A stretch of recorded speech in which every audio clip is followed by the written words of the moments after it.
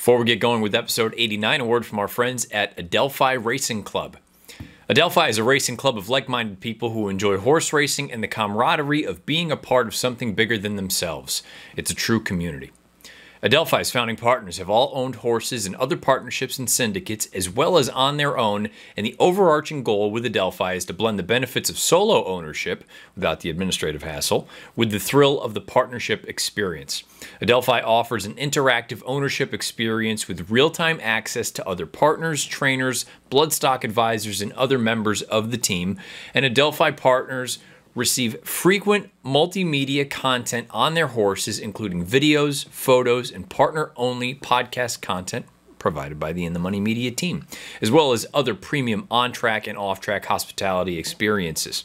Adelphi has an exciting class of yearling prospects that are now available, and a couple that maybe you want to keep an eye on. One of them is a filly named Salevo, named after the popular Saratoga restaurant. She's a street sense filly who's bred to be fast and early and has some major European influence in her pedigree.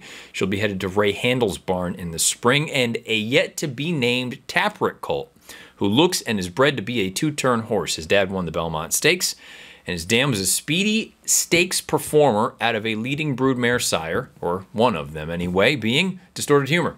The second dam was a stakes winner out of Arch, further building upon the two-turn credentials, and this one will be headed to the Christophe Clement barn in the spring. Be sure to check out Adelphi Racing Club for more information on everything involved with Adelphi Racing Club. Head on over to adelphiracing.com.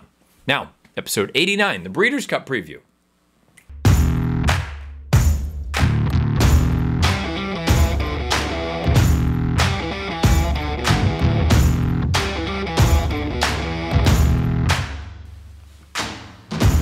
What's happening? Welcome into the Matt Bernier Show, part of the In the Money Media Network. My name is Matt Bernier. You can follow me on Twitter at Bernier_Matt. Today is Monday, November the 1st, 2021.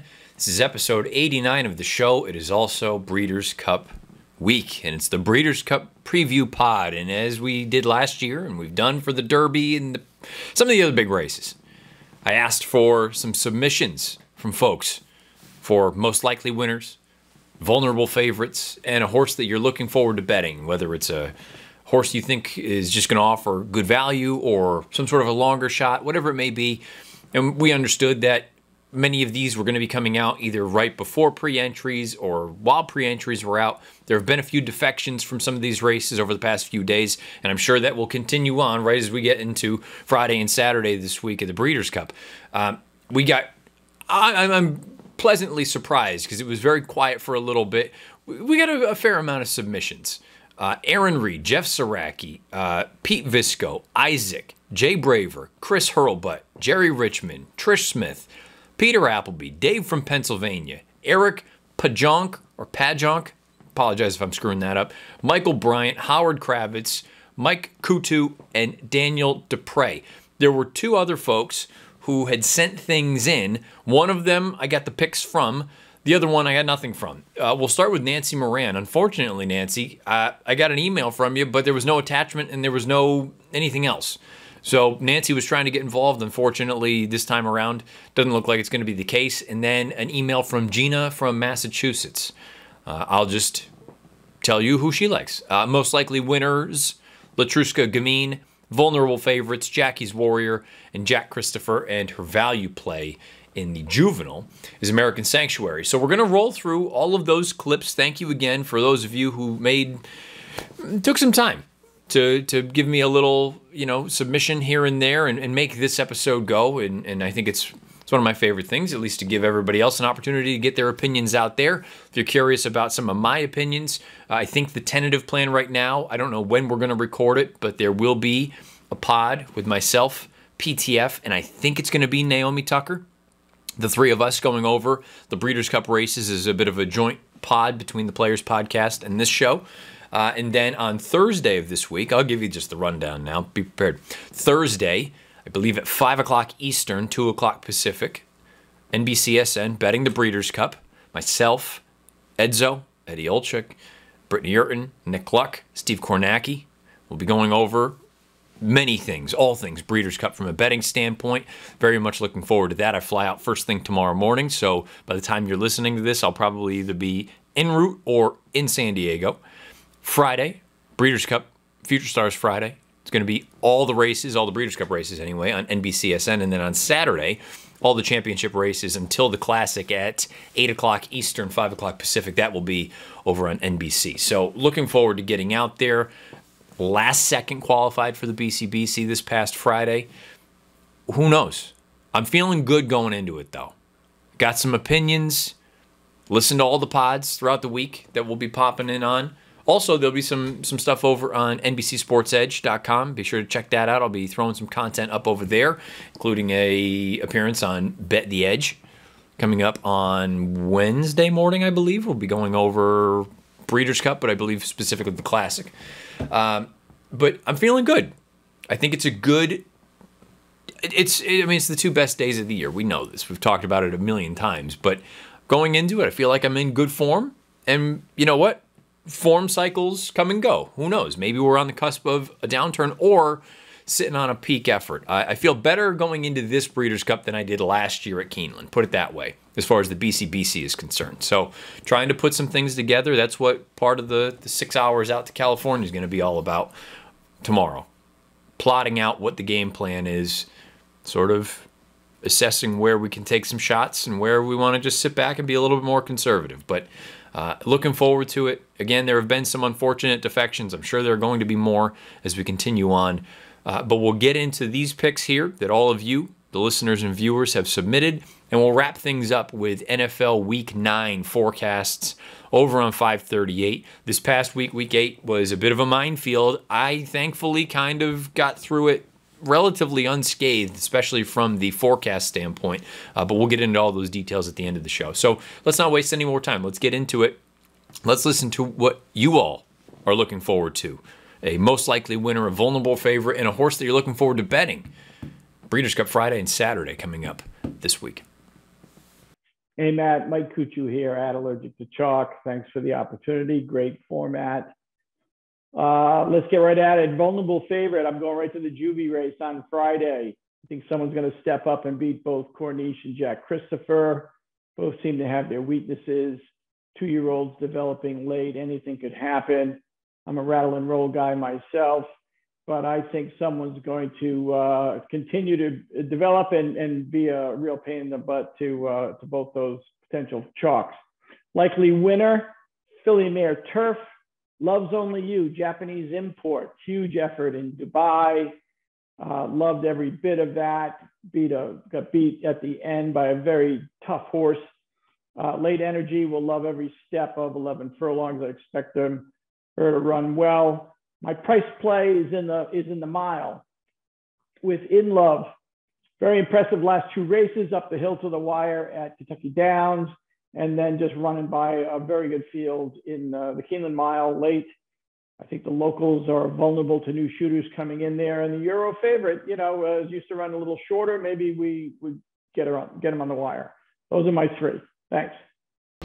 Hi, this is Jay Braver in New York City, and the most logical horse in the Breeders' Cup is Jackie's Warrior, just too good for those other horses. The most vulnerable favorite is Warlike Goddess.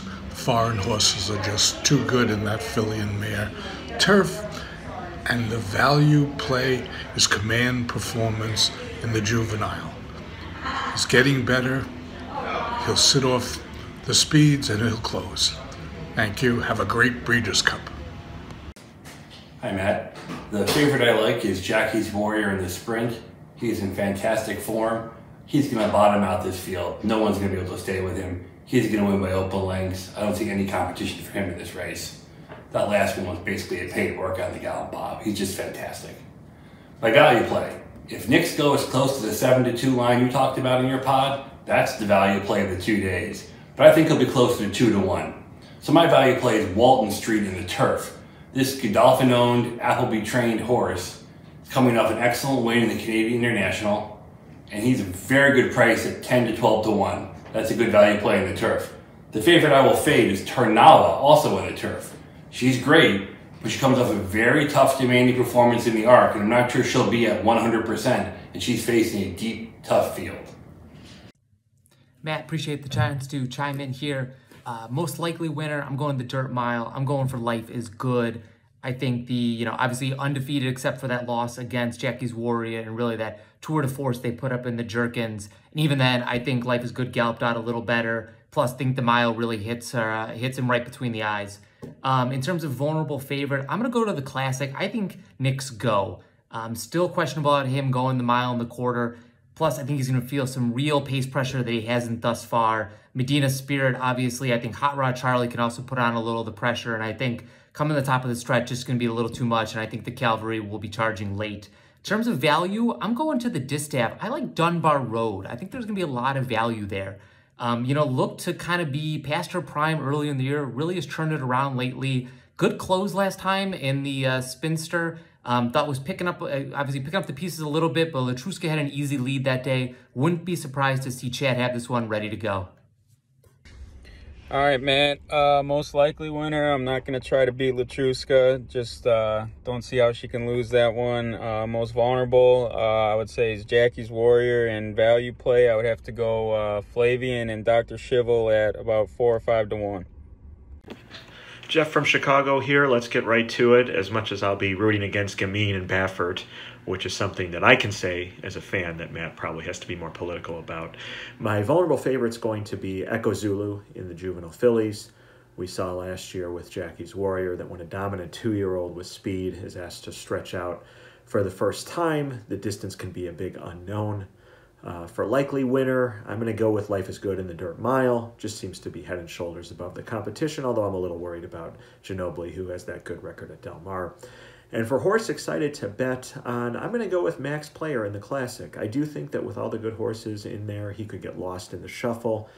And I agree with you that I see him going off closer to the 10 to 12 to 1 range with all the talent in there. He's improved this year and can sit just off the pace as opposed to being more of a closer that he appeared to be last year. And I do think the pace scenario could be in his favor. And I admit I'm a little biased because I have a huge future ticket on him. Enjoy Breeders' Cup 2021. Aaron Reed here, taking a quick break from the dog jog to give you my 3 selections for the Breeders' Cup. Beatable favorite, Gamine. I think she'll get pace pressure from Bella Sophia, setting it up for somebody like Cece. My best value is going to be Command Performance in the juvenile. And I like, it's my most likely or favorite to win to be Life is Good.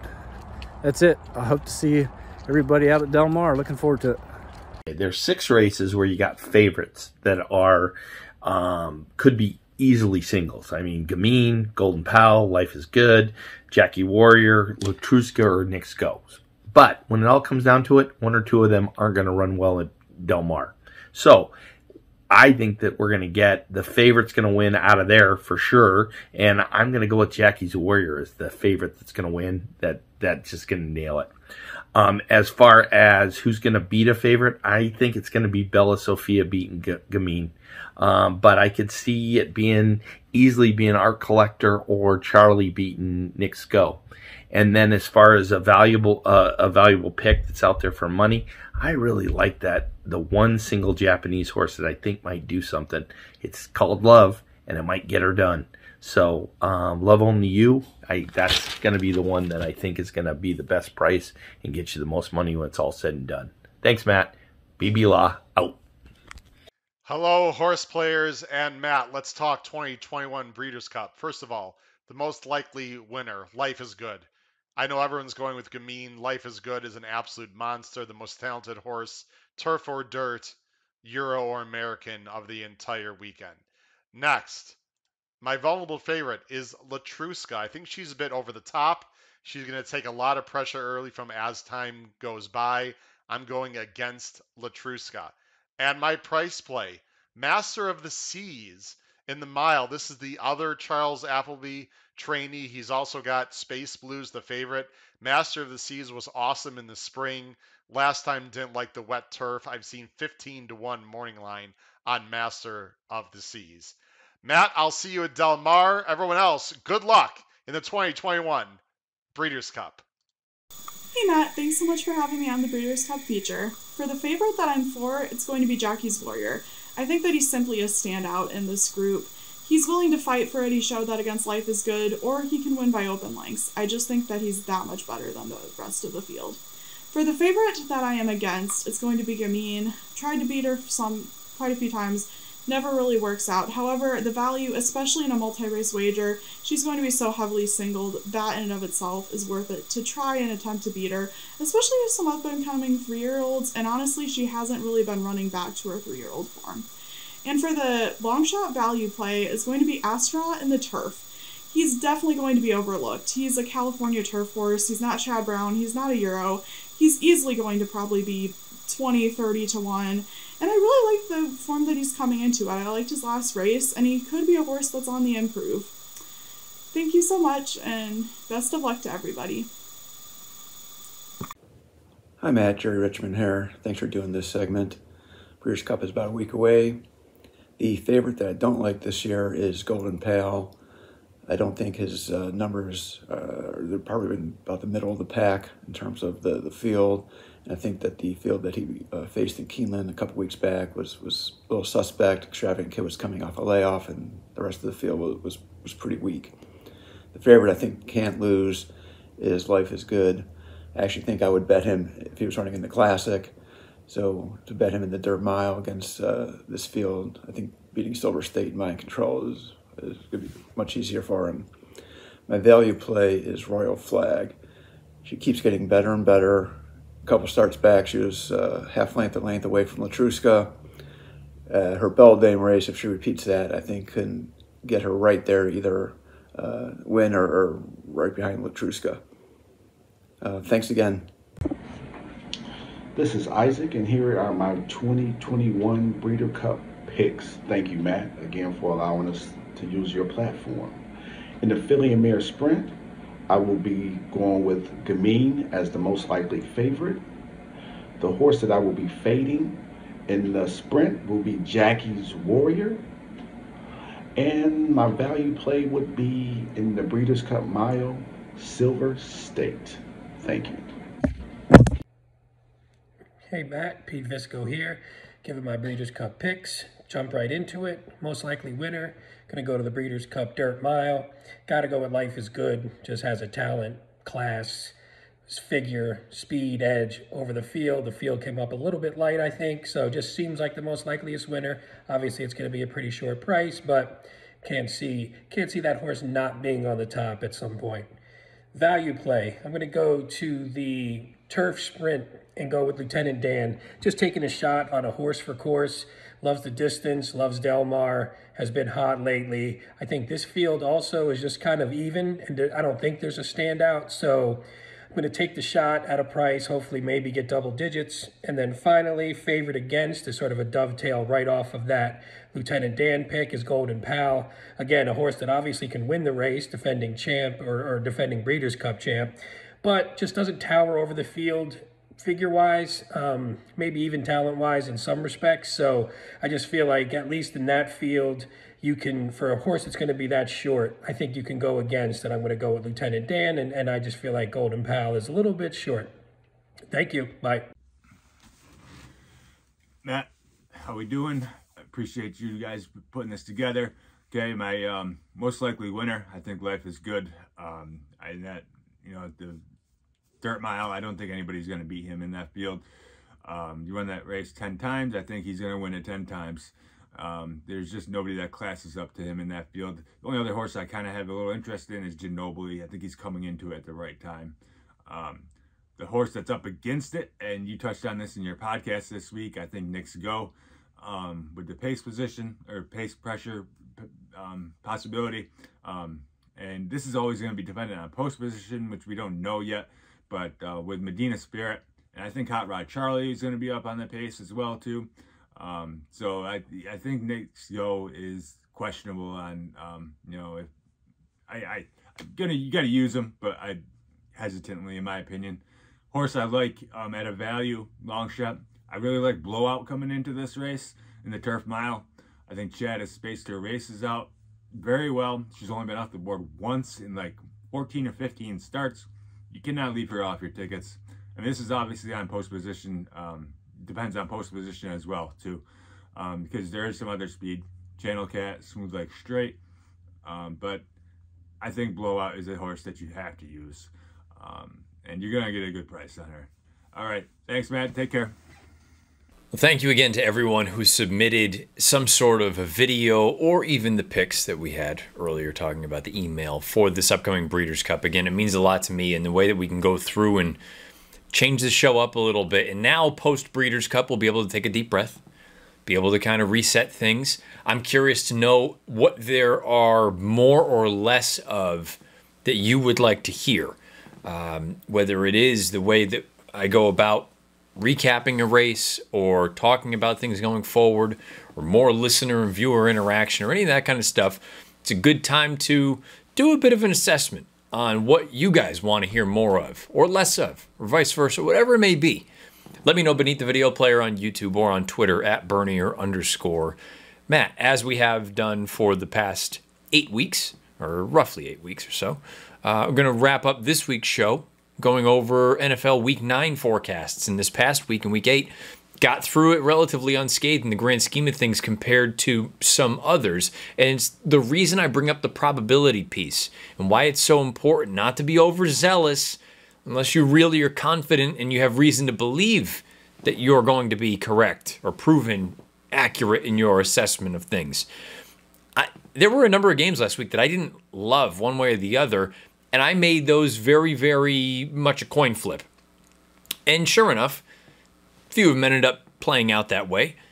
But also, some of the games that others maybe were very bullish on, something like the Bengals and Jets game, I said, you know, I don't think the Bengals, I thought they would win, but I go, this is a classic spot where they could, a bit of a letdown game. You had the big game against Baltimore, you come back here, I think they'll get through it, but I'm not super confident that they're going to blow the doors off a team like the Jets. And in fact, the Jets ended up coming back and winning that game.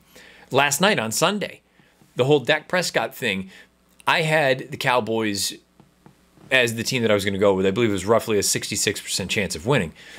The Prescott news comes out, and I see many people, and the sports books included, shift dramatically over toward Minnesota as far as favoritism. And again, a sports book is different than just you and I or anybody else talking about the likelihood of a certain thing happening. But I still wasn't totally convinced given the way I've seen Minnesota play. So I changed my probability, my forecast over on 538 to 50-50. Basically said I'm going to punt on it. And in a way, selfishly, compared to the rest of the field, I hope Dallas wins. So I would have given up those points that I would have earned. But at the same time, everyone else is going to take such a hit for having Minnesota and probably having them relatively heavily. And guess what? That's exactly what happened. The Cowboys ended up going up to Minnesota and winning. So this is all before the Monday night game, but slowly but surely making that progress up to the 83rd percentile overall. The picks for the year, roughly about 67%, just shy of 67%, identifying the winners outright. I have also changed my model. It is much more, I'm not going to get into the details, but I think in the long run it's going to be much better, much more accurate, especially as far as the player projections are concerned, as opposed to just the more broad speaking. So let's go over the Week 9 slate of games. We'll start on Thursday night, New York Jets at the Indianapolis Colts. The Colts are 10.5-point home favorites. My power ratings have the Colts as 16.5-point favorites. My model has them winning 35-13, so covering both of those numbers. I'm sorry, not covering the 16.5 on the power rating, but the spread would certainly cover it there. The Colts, yeah, it was a bad loss against Tennessee the other day, but and the Jets, it was a good win against Cincinnati. I think it was circumstantial for that game. The Colts, they need to win this game if they're going to kind of hold serve. They're still playing catch-up, but now with the loss of Derrick Henry for Tennessee, I don't have any faith in that team going forward as far as offensive pieces are concerned. A.J. Brown had a good game. We'll get into the Titans in a bit, but I think the Colts win this game 75% of the time, and I turned that number down. That could have been a maxed out 90. knowing the Colts and their penchant for kind of laying an egg in spots they're not supposed to, I'm going to turn it down to 75, but 35-13, Colts over the Jets, in my opinion. New England Patriots at the Carolina Panthers. The Panthers are 3.5-point home dogs. I have the Patriots winning 20-13. My power ratings have the Patriots favored by 3 points. So the power ratings and the spread are actually pretty close. I think the Pats can cover that. For them to go to LA and win on a day where they didn't have their best, especially offensively, and some of the play calling was just putrid, I think it speaks volumes. I think that team continues to get better. They're going to win a Super Bowl this year? No. Probably going to compete for a playoff spot, and I think going forward, I think they're going to be legit. Mac looked like a rookie yesterday. It's going to happen. He is a rookie. But for them to be able to overcome that and win still, I think that speaks volumes about this team, and they continue to just slowly take steps forward. So I got the Pats beating the Panthers in Carolina 20-13, 71% chance of victory. Cleveland Browns at the Cincinnati Bengals. The Bengals are 3-point favorites at home. My power ratings have them favored by 4, almost 4.5. The model is more in line with my opinion. I think this is a perfect storm and a great opportunity. I know many people look at it as a rivalry game. Don't get me wrong. I think Cincinnati is much, much better than Cleveland. My model agrees.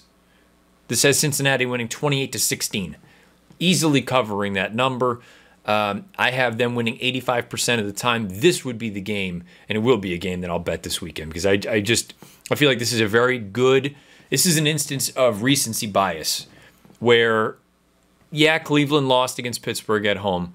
But more importantly, the Cincinnati loss to the Jets. I think a lot of people are going to look at that and go, maybe they're not as good as we thought they were. I think it was just one of those weeks. I think they're a much better team than that, and I think they're going to put the boots to a Browns team that can't really move the ball. Mayfield is still hurt. I think Chubb without Hunt, and granted, Dearness Johnson has been very good, but a little bit of the explosiveness goes away, in my opinion.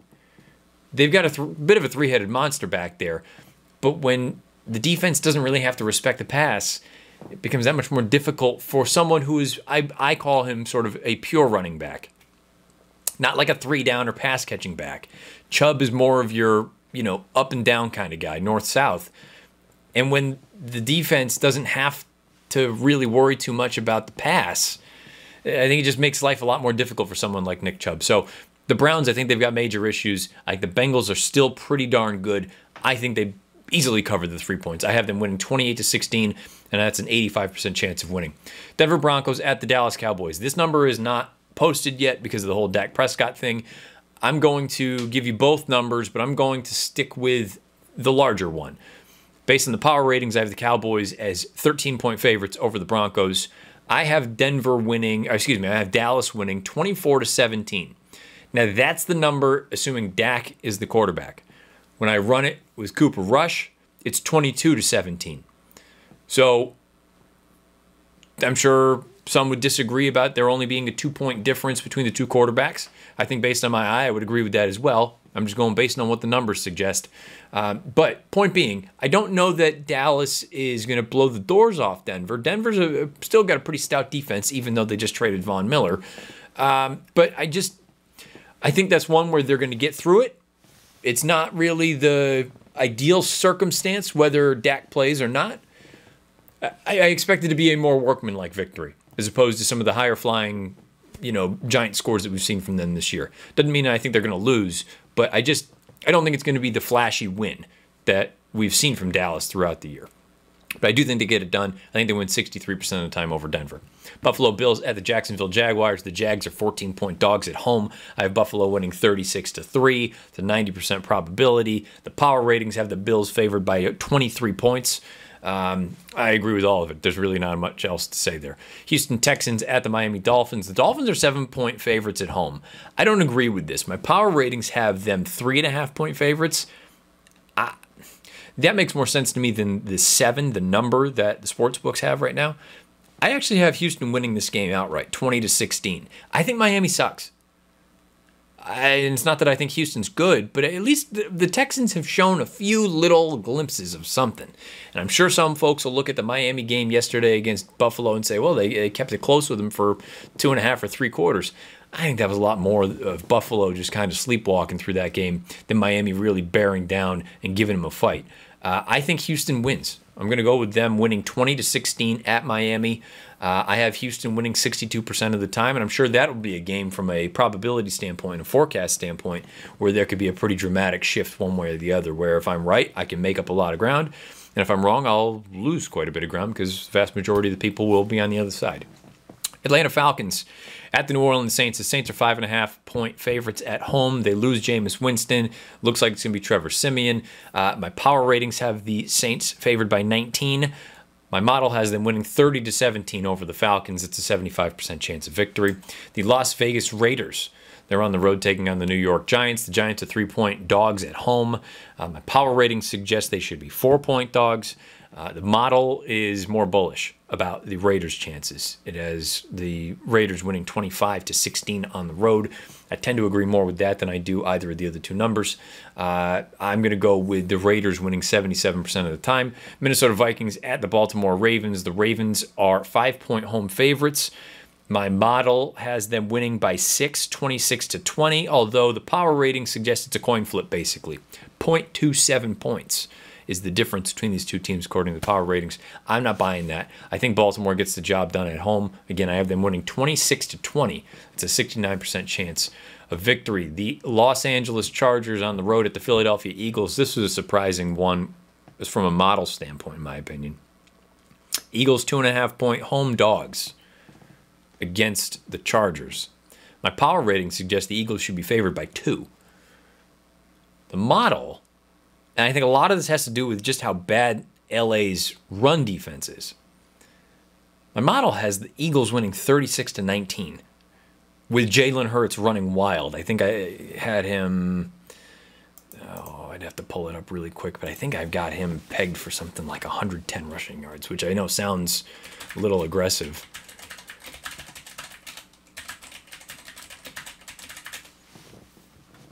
I'm sorry, 80 rush yards to go along with 161 yards through the air, 1 touchdown, 1 pick. But has much more to do with the fact that this is projecting Philadelphia is just going to run wild. Off of a disappointing loss for the Chargers, going on to the East Coast. Maybe, I don't know. I mean, it's an interesting number for a couple of different reasons. The fact that the actual betting number suggests that the Eagles are 2.5-point home dogs.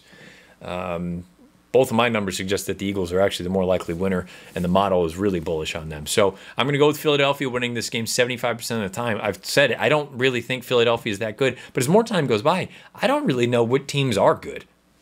There might be 8, 10 max good teams and like 3 or 4 really, really talented ones, but the rest of them, I think it's just throw them up in the air and see where they land. Green Bay Packers at the Kansas City Chiefs. This game could change a little bit based on what happens on Monday night with the Giants and Chiefs game. Chiefs are 2.5-point home favorites against the Packers. My model has the Packers winning 29-18. The power rating suggests that the Packers should be 2.5-point favorites. I don't really have much else to say. I mean, it seems like the Chiefs can't stop anybody, and the Packers are rolling along. They knocked off the Cardinals on Thursday night, and we'll find out if they can beat a Chiefs team that looks very flawed, regardless of what happens in this game or regardless of what happens tonight on Monday night. The Chiefs look flawed. I wouldn't fault anyone that looks at it and says, 2.5, you can see them winning at home by 3. I'm going to stick with the model, 29-18. I've got the Packers winning 75% of the time just based on the fact that that defense for Kansas City looks terrible. Arizona Cardinals at the 49ers. The 49ers 2.5-point home dogs. Power ranking suggests they should be about 12-point home dogs. Model has the Cardinals winning 27-12. Now, this could be an interesting number to keep an eye on if Kyler Murray is really, really banged up. His calf or his ankle, whatever it was, it got tweaked at the end of the game against the Packers. I could see that one. I'm surprised it is only 2.5, although, the 49ers, I just think the 49ers aren't very good, but if Kyler is dinged up, and I know they played some tough games over the past few years against one another, but I just think Arizona's too much. I'm going to go with the Cardinals 27-12 over the 49ers. That's an 85% chance of happening. The Tennessee Titans at the LA Rams. Now, this game's number is not on the board, I think because of the whole Derrick Henry thing, although it sounds like he is going in for surgery. Even if Henry played, And that's the number I'm going off of. So this could even be turned down some. I have the Rams just absolutely housing Tennessee. Now, my power rating suggests it should be about a 4.5-point game, that the Rams should be 4.5-point favorites. I have them winning 38-16. And that 16 for Tennessee is with Derrick Henry. Without, that would drop them down to 10 or 11. I think that team becomes very, very... Predictable is not the right word. But when you take away an element like a Derrick Henry, and yes, you've got good weapons, or decent weapons anyway, on the outside with A.J. Brown and Julio and a couple of other guys, and Tannehill is fine, but if I have no idea who can run the ball for them, and they're certainly not going to run the ball the way that Henry did, I think the Rams could absolutely put a beat down on Tennessee in this spot. I have the Rams winning 90% of the time at home. And that gets us to Monday night, Chicago Bears at the Pittsburgh Steelers. Just a dreadful game. The Steelers are 6.5-point home favorites. The power rating suggests they should be 9.5-point home favorites. And my model has them winning 19-12. I'm going to go with Pittsburgh winning this game 60% of the time. There you have it. NFL forecasts over on 538.com for Week 9. In the league. Let me know what your thoughts are about those games, about just the NFL in general. Let me know. I'm going to keep doing this just because I think it's a good exercise to do, and I think it's the way that everyone should start thinking about going about playing, whether it's the horses or betting on football or basketball or hockey or whatever it is, more from a probability standpoint and not the result. And take advantage of odds when they're in your favor. That's what you absolutely need to do. I'm going to keep harping on that from now on. Thank you again to all of you who ended up submitting something for this year's Breeders' Cup preview show. Again, keep an eye out for anything and everything coming up this week as we get closer and closer to the World Championships. Thursday, Friday, Saturday coverage on NBCSN at different times. Without further ado, I'm going to wrap this thing up. I appreciate all of you for coming along. However you listen to this thing, thank you for doing so. Many ways to find the show. Again, Apple Podcasts, Spotify, SoundCloud, InTheMoneyPodcast.com. Over on YouTube, search bar Matt Bernier Show. You get this episode along with the 88 prior. Until next Monday, and I'm probably going to be pretty groggy. Until next Monday when we come back and recap the Breeders' Cup 2021. Best of luck however you play, whatever you play, and wherever you play. This has been episode 89, the Breeders' Cup preview. The Matt Bernier Show.